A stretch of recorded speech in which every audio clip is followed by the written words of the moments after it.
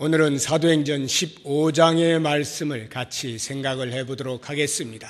사도행전 15장은 사도 바울 전도팀이 1차 전도 여행을 마친 후에 2차 전도 여행을 준비하는 그 중간 과정에서 있었던 예루살렘 교회에서 모인 최초의 공식 회의 장면을 기록해 놓고 있습니다.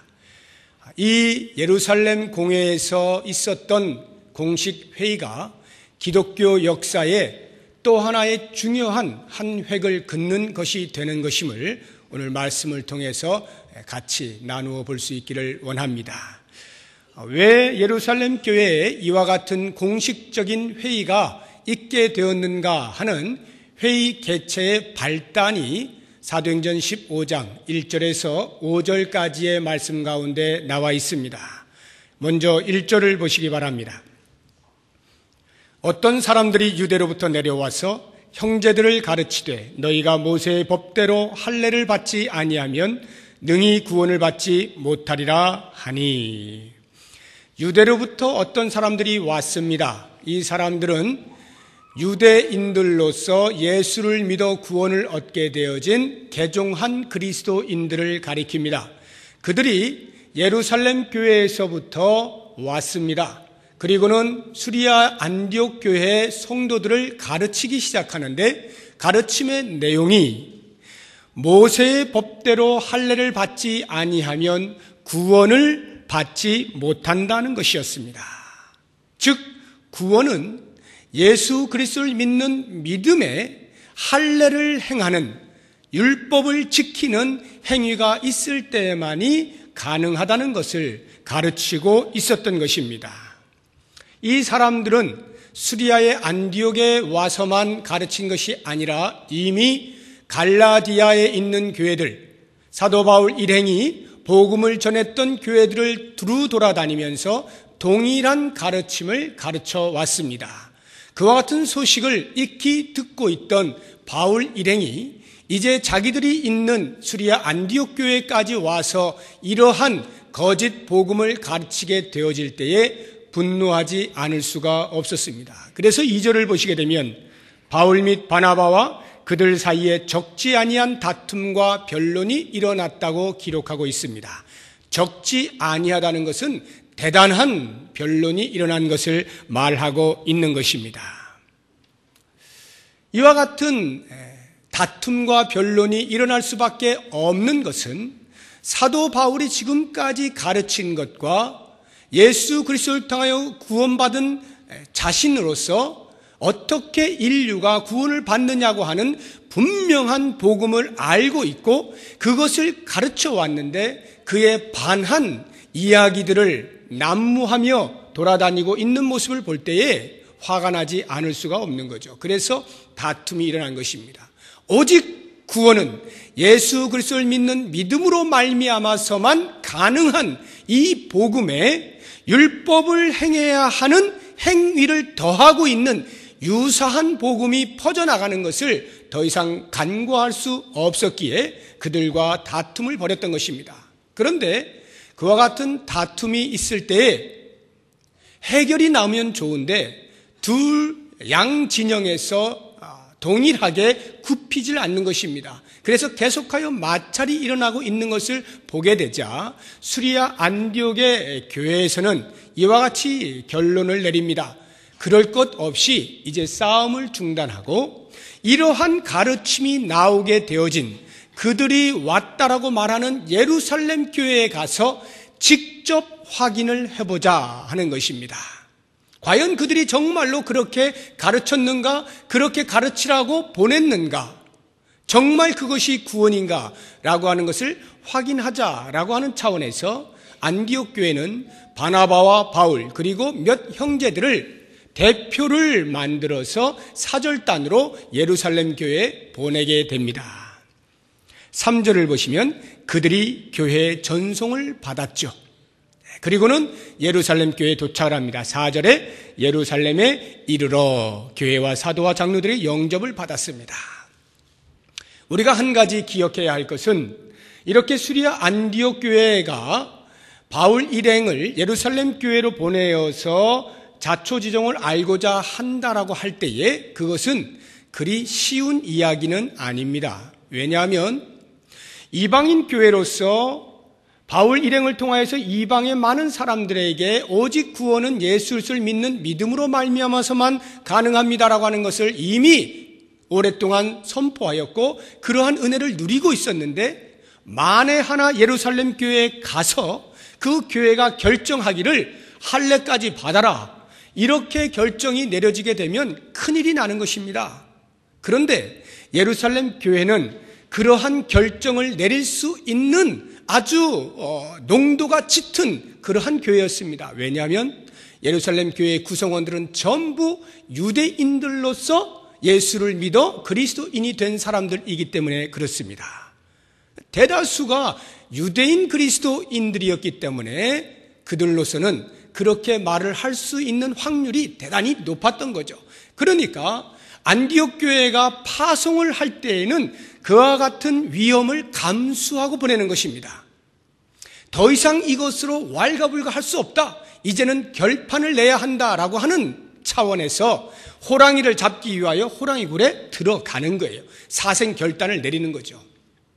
그와 같은 위험성을 안고 가는 것임을 우리가 인식할 수 있어야 됩니다. 그렇게 하여서 그 대표단이, 사절단이 예루살렘 교회에 도착을 하여서 그들에게 이방교회에 돌아다니면서 어떻게 복음을 전하였는가, 그리고 그 결과가 어떠하였는가라고 하는 수리의 안디옥 교회에 보고하였던 그 선교 보고를 그대로 그들에게 합니다. 4절 뒷부분을 보시면 하나님이 자기들과 함께 계셔 행하신 모든 일을 말하죠. 그러자 어떠한 결과가 나타났는가 하면 5절에 바리새파 중에 어떤 믿는 사람들이 일어나 말하되 이방인에게 할례를 행하고 모세의 율법을 지키라 명하는 것이 마땅하다 하니라. 아니나 다를까 혹이나 했던 것이 현실로 드러났습니다. 바리새파 중에 어떤 믿는 사람들, 즉 유대인들로서 예수를 믿어 구원을 얻게 되어진 그리스도인들 가운데 일부가 동일한 말을 한 것입니다. 이방인에게 할례를 행하고 모세의 율법을 지키라고 명하는 것이 마땅하다, 이렇게 말을 해버린 것입니다. 그때로부터 예루살렘 교회에 공회가 일어나게 되었습니다. 6절을 보십시오. 사도와 장로들이 이 일을 의논하러 모여 많은 변론이 있은 후에 다 같이 모여서 숱한 변론을 하게 되었습니다. 과연 구원이 예수 그리스도를 믿는 믿음으로만이냐, 아니면 그 믿음에 할례를 행하는 율법을 지키는 것이 더해져야 하느냐라고 하는 것으로 예루살렘 교회 전체가 모여서 변론을 하기 시작한 것입니다. 6절에 보면 사도와 장로들이 이렇게 이야기를 했습니다만 사실은 전 교회가 다 모인 거예요. 12절을 보십시오. 온 무리가 가만히 있어. 온 무리가 다 같이 듣고 있는 거예요. 온 무리가. 22절을 보십시오. 이에 사도와 장로와 온 교회가, 이렇게 나오죠. 그러니까 이 예루살렘 공회 회의는 일부 지도자에 의해서 일어난 것이 아니라 전체 교회가 함께 모였던 것을 알 수가 있습니다. 그 회의 가운데에서 갑론을박, 구원이 무엇이냐, 구원이 어떻게 해서 일어날 수 있느냐, 구원을 어떻게 받느냐라고 하는 것으로 여러 의견들이 팽팽하게 오고 가고 있었습니다. 바로 그때에 베드로가 호련히 일어나죠. 지금까지 베드로는 사라진 상태 아니었습니까? 이제 갑자기 사도행전 15장에 다시 등장하고 이후로 다시는 베드로는 나타나지 않습니다. 아마 베드로가 그 헤롯 왕의 핍박으로 인하여서 잠시 피신을 하였던 것 같습니다. 이때 다시 나타난 것이 거의 10년이 넘은 세월인데요. 그러한 이제 은둔 생활을 하다가 이 공회에 오게 된 것입니다. 그리고는 베드로가 그들에게 말을 합니다. 그것이 7절부터 11절까지의 말씀이고 12절에는 바울 일행이 다시 한번 선교 보고를 전 교회 앞에 하게 되고 13절부터 21절까지는 그 당시 예루살렘 교회를 책임지고 있던 야고보 장로가 일어나서 발언을 하는 내용으로 기록이 되어 있습니다. 그런데 이 베드로의 발언과 야고보의 발언을 통하여서 기독교 역사에 크나큰 공헌을 하게 되는 것입니다. 그래서 이 최초의 예루살렘 교회의 공회 회의가 기독교 역사에 가장 중요한 것이다 라고 말을 하는 것입니다. 이제 오늘은 베드로의 발언 속에 나타나고 있는 구원의 관점에서 복음과 율법의 관계가 어떠한지를 살펴보고, 다음 주에는 이 야고보의 발언을 통하여서 그 구원의 관점에서 복음과 율법이 어떠한 관계를 가지고 있는가라고 하는 것을 말씀을 드리도록 하겠습니다. 오늘 베드로의 발언을 통해서 한번 복음과 율법이 어떠한 관계를 가지고 있는지, 과연 율법은 복음에 어떠한 영향을 미치는지 같이 생각해 보도록 하겠습니다. 그러면 7절부터 베드로가 그들에게 무엇을 말하였는지 내용을 보도록 하겠습니다. 7절을 보시게 되면, 형제들아 너희도 알거니와 하나님이 이방인들로 내 입에서 복음의 말씀을 들어 믿게 하시려고 오래전부터 너희 가운데서 나를 택하시고, 이렇게 말씀을 하죠. 그러니까 베드로가 그들에게 말하는 것입니다. 하나님께서 나를 택하셔서 이방인들에게 복음의 말씀을 전하게 하셨다. 누구를 가리키는 것입니까? 고넬료를 말하는 것이죠. 사도행전 10장에 나타나고 있는 10여 년 전 이전에 있었던 그 일을 상기시키는 것입니다. 이미 하나님께서는 나를 들어서 이방인이었던 고넬료에게 복음을 전하게 하였고, 그 복음을 받은 고넬료가 구원을 받았음에 대하여 상기를 시키고 있는 것입니다. 그리고 8절과 9절을 보시게 되면, 또 마음을 아시는 하나님이 우리에게와 같이 그들에게도 성령을 주어 증언하시고 믿음으로 그들의 마음을 깨끗이 하사 그들이나 우리나 차별하지 아니하셨느니라. 유대인이나 이방인이나 동일한 성령이 임하셨다는 것이고, 그 성령으로 말미암아 믿음을 가진 자들에게 도무지 차별이 없이 구원을 선물로 주셨다 하는 것을 말씀하고 있는 것입니다. 아무런 차별이 없다는 거예요. 그 다음 10절을 보시게 되면, 그런데 지금 너희가 어찌하여 하나님을 시험하여 우리 조상과 우리도 능히 매지 못하던 멍에를 제자들의 목에 두려느냐. 하나님께서 동일한 성령을 내려주심으로 오직 믿음으로만 구원에 이르게 하는 유대인과 이방인의 차별을 두지 아니하셨는데, 너희가 어찌하여 너희들도 제대로 지키지 못하고 너희의 조상들도 제대로 지켜오지 못했던 그 율법을 이방인들의 목에 멍에로 메어서 고생을 시키느냐, 이렇게 말하는 것입니다. 그리고 결론으로 11절에 다 같이 한번 읽어보겠습니다. 그러나 우리는 그들이 우리와 동일하게 주 예수의 은혜로 구원받는 줄을 믿노라 하니라. 오직 한 가지입니다. 주 예수의 은혜로 구원받는 일에 유대인과 이방인이 동일하다. 이것을 베드로가 선포하고 있는 것입니다. 그렇게 볼 때에 이 칭의적 구원의 사건이 일어나는 일에 있어서 이 그리스도를 믿는 믿음으로 말미암아서만 구원을 얻는다라고 하는 복음에 있어서 율법의 지킴은 아무런 영향을 미치지 않는 것입니다. 예수 그리스도를 믿어 구원에 이르는 일에 율법은 어떠한 역할도 하지 않는 것임을 베드로가 천명하고 있는 것입니다. 과연 칭의적 구원 사건에 있어 복음과 율법은 어떠한 관계가 있습니까? 아무런 관계가 없습니다. 그렇다고 하면 왜 유대인으로서 그리스도인 된 사람들은 그렇게도 열심히 할례와 율법 지키는 것을 강조를 했는가 하는 부분을 생각해 볼 수 있으면 좋겠습니다. 그들에게 있어서 할례가 무엇입니까? 그들의 마음 가운데는 할례란 구별이었습니다.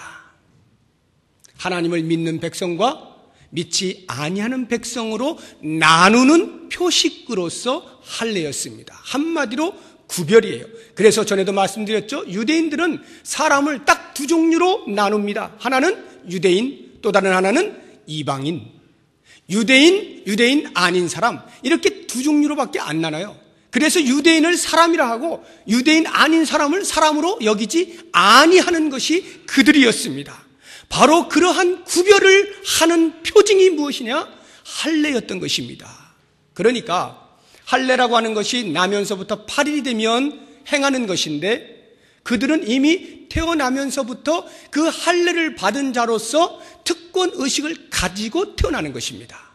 자, 그렇게 볼 때에 이 유대인들이 그런 특권 의식 속에 살아가다가 예수님을 만납니다. 복음을 접했습니다. 예수를 믿음으로 구원을 얻는다는 사실을 알게 되었습니다. 그래서 그 구원을 얻게 되었습니다. 그때에 이 유대인들은 결코 자기들이 가지고 있던 할례에 대한 특권 의식을 내려놓질 않습니다. 구원 얻은 것은 할례를 행한 특권 의식을 가진 그 기반 위에 세워진 거예요. 그러니까 기독교를 이 유대인들은 아주 새로운 그리스도 안의 새로운 피조물로서의 공동체로 여기지 않습니다. 그저 유대교의 한 분파 정도로만 여깁니다. 그런데 그 분파가 조금 더 진보되어지고 발전되어진 분파일 것 뿐입니다. 그래서 우리는 유대인이지만 이 기독교가 좀 더 좋은 것이기에 우리가 받아들인다 라고 하는 차원에서의 구원받음을 이야기하고 있는 것입니다. 그들이 예수를 믿어 구원받았다고 해서 할례 받는 그 특권을 내려놓을 이유가 하나도 없었던 것이죠. 다시 말하면 그들의 생각 속에서는 구원을 받기 위해서는 비록 예수 그리스도 그 메시아로 인하여서 구원을 받는다라고 할 때도 구원을 받기 위해서는 반드시 선행되어야 하는 것이 있는데 그것이 바로 유대인이 먼저 되어야 하는 것입니다. 유대인이 된다는 것은 곧 할례를 받아야 하는 것임을 의미하는 것입니다. 그래서 그들은 그렇게도 할례를 강조했던 것입니다. 또 하나 율법은 왜 그렇게 강조를 했을까요? 할례를 받은 자, 즉 구별된 자가 살아가는 삶의 방식의 기준이 곧 율법입니다. 그러니까 할례를 받은 자라면 마땅히 율법을 잘 지켜야 하는 것이죠. 그런데 이들이 그 율법을 조금 더 집착을 가지게 된 어떤 역사적인 배경이 있어요. 그게 뭐냐면 바벨론 포로 사건입니다. 그들이 통일왕국 시대를 지나서 분열왕국 시대를 지나서 결국에는 하나님의 말씀을 바르게 받아들이지 못하고 말씀대로 살지 못함으로 인하여서 징계를 받아 바벨론이라고 하는 나라에 70년 동안 포로로 잡혀가지 않습니까? 그리고는 그 이후에 하나님의 예언을 좇아 1차, 2차, 3차 귀환을 하게 됩니다. 그 귀환할 때 3차 귀환에 느헤미야와 함께 에스라가 그 같이 온 사람들에게 일어서서 모두 모여놓고 율법을 읽습니다. 광장에 모여든 모든 백성들이 그 율법을 듣게 되어질 때 통회하고 자복하는 일이 생겨났습니다. 하나님의 말씀을 하루 종일 듣는데도 그 말씀에 지겨움을 갖지 아니하고 얼마나 그동안 우리가 하나님의 말씀을 제대로 실천하지 못했는가라고 하는 것을 생각하면서 우리나라가 망하게 된 것은 이 율법을 버렸기 때문이다 라고 하는 것을 통감하게 되면서 회개하는 놀라운 일이 벌어집니다. 그때로부터 이스라엘 백성들은 율법을 이전보다 더 많이 사랑하게 되었어요. 이제는 이 율법을 놓치면 큰일 나는 것이에요. 다시 나라가 망하게 되는 일이 벌어지고야 말 것입니다. 그러니까 그들은 어떻게 해서든 율법을 잘 지키고자 애를 썼습니다. 그 도가 지나쳐서 모세에게 주어진 율법뿐만 아니라 그들이 스스로 만든 규례들도 갖다 붙였습니다. 장로의 유전과 전통들을 갖다 붙였습니다. 그리고는 그것들을 잘 지켜내도록 백성들에게 강요를 했습니다. 그렇게 되어진 것이 결국에 그들의 생각 속에는 율법을 잘 지키면 하나님께서 우리 민족을 구원하신다 이렇게 생각하게 된 것입니다. 율법을 지킬 때에 구원을 베푸시는 하나님으로 인식을 하게 된 거예요. 그러니까 그들은 가는 곳마다 율법 강조하지 않을 수가 없었던 것이죠. 그렇다고 하면 성경은 과연 어떻게 가르치고 있습니까? 그렇지 않다라고 그러죠. 오늘 말씀을 보니까요. 11절에 베드로의 입을 통하여서 분명히 말씀하지 않습니까? 구원은 할례를 받는 것이거나 율법을 지킴으로써가 아니라 오직 주 예수의 은혜에 의하여 믿음으로 말미암아 얻게 되어지는 것임을 분명하게 말하고 있지 않습니까? 사도 바울도 동일해요. 사도 바울의 서신서들을 여러분들 읽어보시면 구원이 어떻게 오는지 선명하게 이야기하고 있습니다. 대표적으로 에베소서 2장 8절 9절을 보시게 되면 너희는 그 은혜에 의하여 믿음으로 말미암아 구원을 받았으니 이것은 너희에게서 난 것이 아니요 하나님의 선물이라. 행위에서 난 것이 아니니 이는 누구든지 자랑하지 못하게 함이라. 이것이 사도 바울의 가르침이에요. 로마서에서도 얼마나 자세하게 이 이론을 이야기하고 있는지 모릅니다. 오직 이신칭의 믿음으로 말미암아서만 의롭게 되어진다라고 하는 것이 성경 전체의 가르침인 것입니다. 자, 그렇다고 하면 이렇게 예수님께서 오셔서 그 예수님을 믿는 믿음으로 말미암아서만 구원을 얻는다라고 하는 것이 과연 예수님 오신 이후에 신약의 시대에만 적용이 되어지는 것이냐? 만약 예수님 오시기 이전의 구약 시대를 살던 사람들에게는 그러면 할례와 율법은 구원의 일조를 할 수 있는 것이었느냐라고 하는 것을 우리가 한번 살펴볼 필요가 있습니다. 구약의 시대에는 구원이 어떻게 임하였는가? 할례와 율법은 이 신약 시대에 등장하였던 복음과 과연 어떠한 관계를 가지고 있는가? 이 부분을 말씀을 통해서 같이 한번 생각을 해보도록 하겠습니다. 먼저 할례 부분을 같이 보도록 하죠.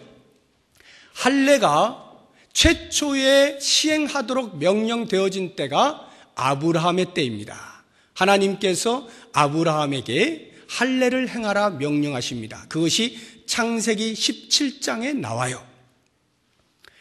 이 할례를 행하게 하시는 이유를 잘 알아야 됩니다. 어떠한 역사적 배경 가운데서 할례를 행하게 하셨는가? 뜬금없이 갑자기 왜 할례를 행하게 하시는가? 할례라는 것이 무엇입니까? 남자의 생식기의 표피 끝을 자르는 것입니다. 오늘날과 같이 수술 도구가 좋은 것도 아니잖아요. 얼마나 힘들었겠어요. 그런데 그것을 행하게 한 거예요. 모든 아브라함의 가족들, 종이라 할지라도 이방인이라 할지라도 그 가족 안에 들어오는 자는 다 할례를 행하게 했습니다. 왜 그 할례를 행하게 했을까요? 유대인들의 생각은 구별이었습니다.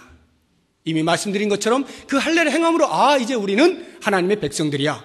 할례를 행하지 아니한 저 야만인들, 이러한 구별로서 이해를 했습니다만 정작 하나님께서 할례를 행하게 하실 때에는 그와 같은 이유보다는 훨씬 본질적이고 궁극적인 이유가 있었습니다. 그게 무엇인지를 알기 위해서 창세기 15장을 보실 수 있어야 됩니다.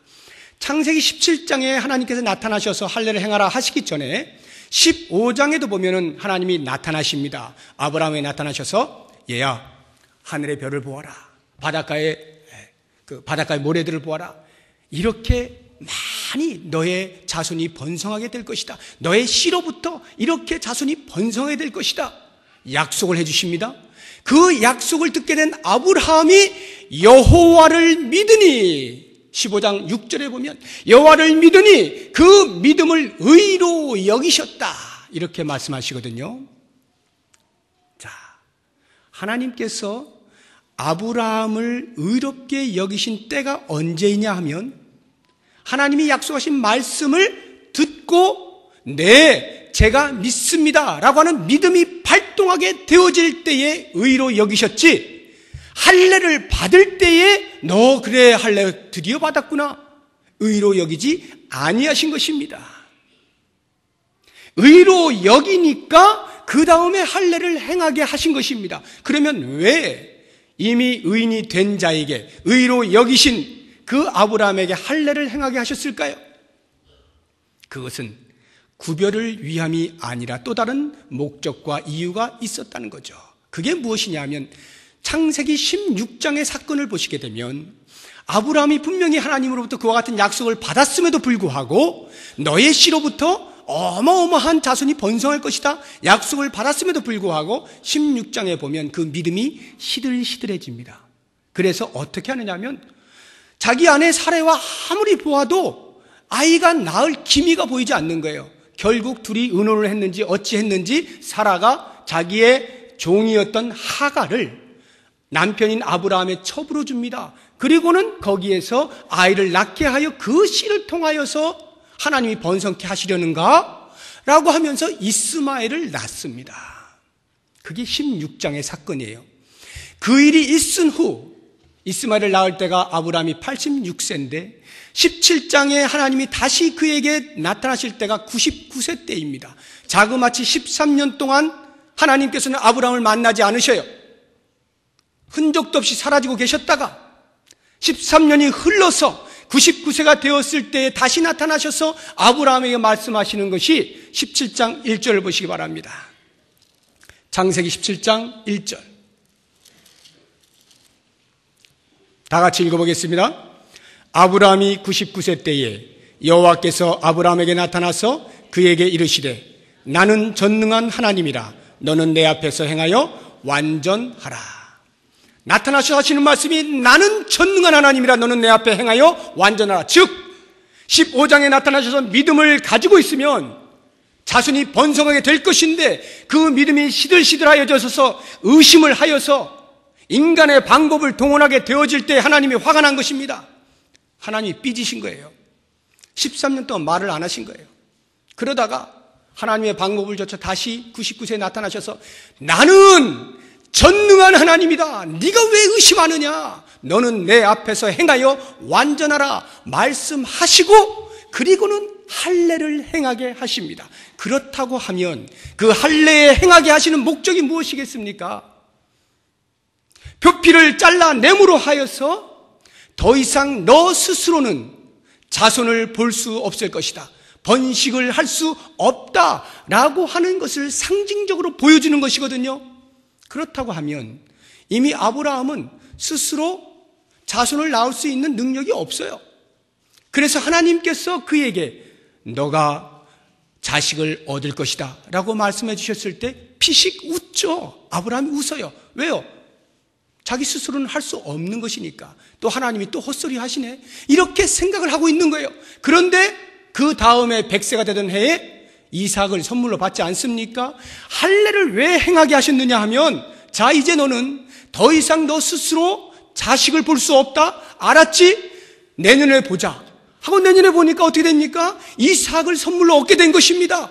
그때에 무엇을 생각할 수 있습니까? 아브라함의 머릿속에는, 사라의 마음속에는 야, 하나님이 선물로 주셨구나. 하나님의 은혜로구나.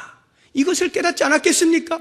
즉 할례라고 하는 것은 바로 인간의 힘으로 더 이상 할 수 없고 오직 하나님의 은혜로만 사는 사람입니다라고 하는 것을 입증하는 것으로, 상징하는 것으로 주어진 행위가 바로 할례였습니다.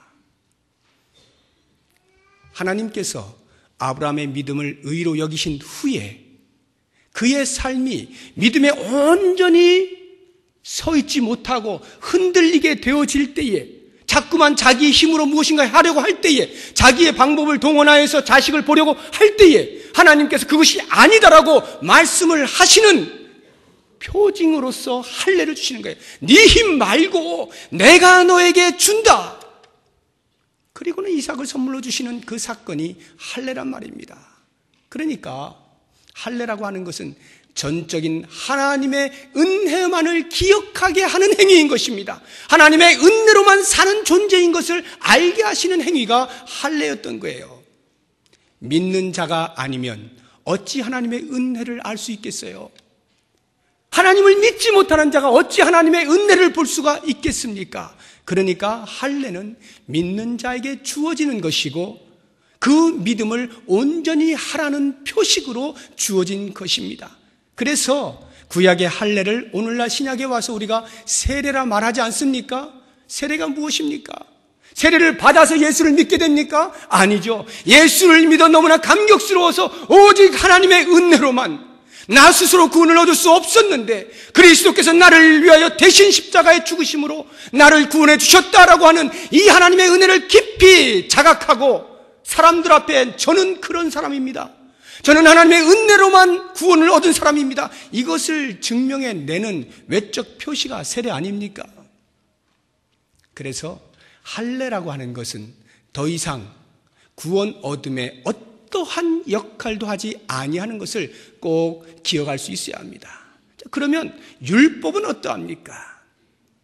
유대인들이 그렇게도 지키라 말하는 그 율법에 대해서 우리가 같이 한번 생각을 해봤으면 좋겠습니다. 율법이 과연 우리가 구원 얻는 그 길에 어떠한 도움을 주는가? 과연 유대인들의 생각처럼 구원의 길로서 율법이 주어졌는가? 이 부분을 알기 위하여서는 율법을 받은 자를 한번 생각해 보십시오. 하나님께서 모세에게 율법을 주시죠. 그런데 그로부터 약 500여 년 전 이미 하나님께서는 이스라엘의 조상인 아브라함에게 그의 여호와를 믿는 믿음을 보시고 의로 여겨주시죠. 그러면 의로 여겨주신 그 사건에 자그마치 500년이 흐른 후에야 율법이 그들에게 주어졌다라고 할 때에 500년 후에 나타나는 율법이 어찌 500년 전에 이미 이루어진 이 의에 영향을 미칠 수가 있겠습니까? 아무런 영향을 못 미치는 거죠. 이미 하나님의 전적인 은혜 가운데에 택함을 받은 거예요. 하나님의 은혜로 말미암아 의로 여김을 받게 되어진 것입니다. 율법은 의로 칭함받는 일에 아무런 영향을 미치지 못하는 것입니다. 뿐만 아니라 이 율법이 주어진 때가 모세를 통하여서 이스라엘 백성들을 애굽에서 나오게 하시고 그로부터 약 1년여 지나서 시내산에 이르러 백성들이 그 밑에 기거하고 있을 때 하나님이 모세를 불러서 시내산에서 율법을 주시는 것 아닙니까? 그렇다고 하면 하나님이 애굽에서부터 이스라엘 백성들을 구원하여 내셔서 가나안 땅으로 가게 하시는 모든 계획을 가지고 그 계획을 진행해 가시고 있는 중간에 율법을 주신 것입니다. 이 율법이 하나님의 구원 계획에 영향을 미칠 수 있는 것이 아니었어요. 이미 하나님의 구원의 계획은 진행이 되고 있는 것입니다. 그래서 애굽에서 나오게 된 것이고 마라의 쓴물을 지나서요 르비딤의 아말렉과의 전투에서 승리케 하시고요 계속 가나안 땅을 향해 전진하게 하시는 그 과정 속에서 율법이 주어지게 된 것이라고 할 때에 그 율법은 하나님의 구원 계획에 아무런 영향을 미치지 못하는 것입니다. 그렇기 때문에 율법은 결코 구원을 위하여 주어진 것이 아닌 것을 알아야 하는 것입니다. 그렇다면 왜 이렇게 복잡하게 구원과 아무런 관계도 없는 율법을 이스라엘 백성들에게 주시고 혼란스럽게 하는가? 과연 율법은 그 복음과 어떤 관계가 있는가? 구원에 어떤 영향을 미치는가? 라고 하는 부분에 대해서는 다음 주에 야고보의 발언을 통해서 우리가 살펴보기로 하고 이제 오늘 말씀을 정리를 해보도록 하겠습니다. 의롭게 되어지는 것, 구원을 얻는 것, 하나님의 백성 되는 것, 이 구원의 사실에 있어서 율법과 할례는 어떠한 영향도 미치지 않습니다. 오직 하나님의 은혜에 근거하여 우리의 믿음을 방편으로 선물로 주어진 것이 우리의 구원입니다. 그렇기 때문에 이제 우리는 정신을 바짝 차리고 혹이나 우리의 주변에서 이와 같은 진리의 말씀에 반하여 하나님의 구원의 그 비밀을 인간의 어떠한 노력과 행위를 덧붙이고자 하는 어떠한 가르침에도 현혹이 되어져서는 안 됩니다. 단호하게 잘라내야 됩니다. 구원을 이루며 인간의 구원, 인간의 행위, 적당히 야, 너 그냥 공짜로 받는 게 그게 말이나 되는 소리냐? 라고 하는 그러한 것으로 현혹되어질 때 과감히 잘라내야 됩니다. 왜냐하면 값없이 선물로 주신 이 구원의 뒤편에는 이미 예수 그리스도께서 십자가에서 모든 값을 다 치루어 주셨기 때문에 그 값이 너무나 엄청나기 때문에 내가 할 일이 전혀 없는 거예요. 그 값이 너무나 컸기 때문에 우리에게는 값없이 주어진 선물로 다가오게 된 것입니다. 그렇기 때문에 이 사실을 기억하고 부여잡는 우리의 삶에 있어서는 다른 그 어떠한 것이 아닌 그렇게 엄청난 은혜로 다가온 주의 사랑을 기억하면서 그 사랑에 감격하고 눈물을 흘리며 감사하고 기뻐하는 삶만이 우리에게 주어지는 것입니다. 그 하나님 앞에 영광을 돌리는 삶만이 우리에게 주어지는 것입니다. 그 하나님을 노래하고 찬양하는 것만이 우리에게 남아있는 일인 것을 기억하시고 우리에게 구원을 주신 그 하나님께 영광된 삶을 살아가는 우리 모두가 되기를 주의 이름으로 축복합니다. 기도하겠습니다. 하나님 아버지, 감사합니다. 우리에게 구원의 감격이 얼마만큼 남아있습니까? 매일같이 주의 베푸신 구원의 은혜를 생각하고 또 생각하며 다시 한번 감격하고 감동하고 감사의 삶을 살아가도록 도와주시옵소서. 주님의 베푸신 사랑 때문에 살만 나는 인생이 되게 하여 주시옵소서. 가치 있는 삶이 되게 하여 주옵소서. 목적을 가진 삶이 되게 하여 주시옵소서. 하나님께 영광을 돌리는 삶으로 인도하여 주시옵소서. 예수 그리스도의 이름으로 기도드립니다. 아멘.